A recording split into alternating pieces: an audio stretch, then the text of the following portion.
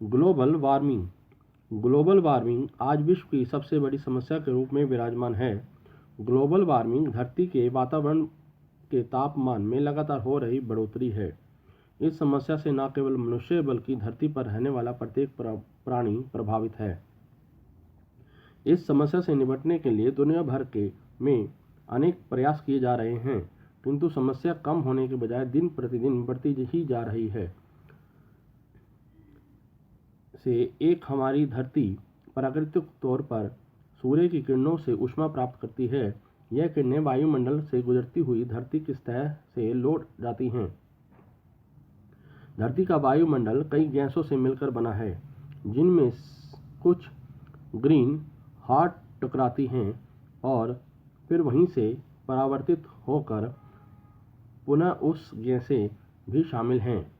इनमें से अधिकांश धरती के ऊपर एक प्रकार का प्राकृतिक आवरण बना लेती हैं। यह आवरण लौटती किरणों के एक हिस्से को रोक लेता है और इस प्रकार धरती के वातावरण को गर्म बनाए रखता है। ग्रीन हाउस गैसों में बढ़ोतरी होने पर यह आवरण और भी सघन होता जाता है। ऐसे में यह आवरण सूर्य की अधिक किरणों को रोकने लगता है, जिससे धरती के वातावरण के तापमान में लगातार बढ़ोतरी होती जा रही है। ग्लोबल वार्मिंग की समस्या के लिए सबसे ज़्यादा जिम्मेदार मनुष्य की गतिविधियां हैं। मनुष्य की गतिविधियों से carbon dioxide, methane, nitrogen oxide इत्यादि ग्रीन हाउस गैसों की मात्रा वातावरण में लगातार बढ़ रही है, जिससे वातावरण में गैसों का संतुलन बिगड़ता जा रहा है। यही आवरण सूर्य की परावर्तित किरणों को रोक रहा है, जिससे धरती के तापमान में वृद्धि हो रही है। वाहनों एवं उद्योगों से अंधाधुंध होने वाले गैसीय उत्सर्जन और परमाणु प्रदूषण की वजह से वातावरण में कार्बन डाइऑक्साइड में बढ़ोतरी हो रही है।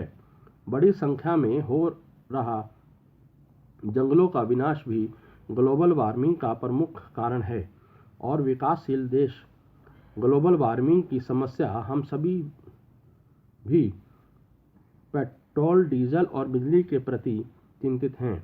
अब समय आ गया, आज दुनिया के सभी विकसित हैं कि इस समस्या से निपटने के लिए सार्थक प्रयास किए जाएं। यह जिम्मेदारी केवल सरकार की नहीं है।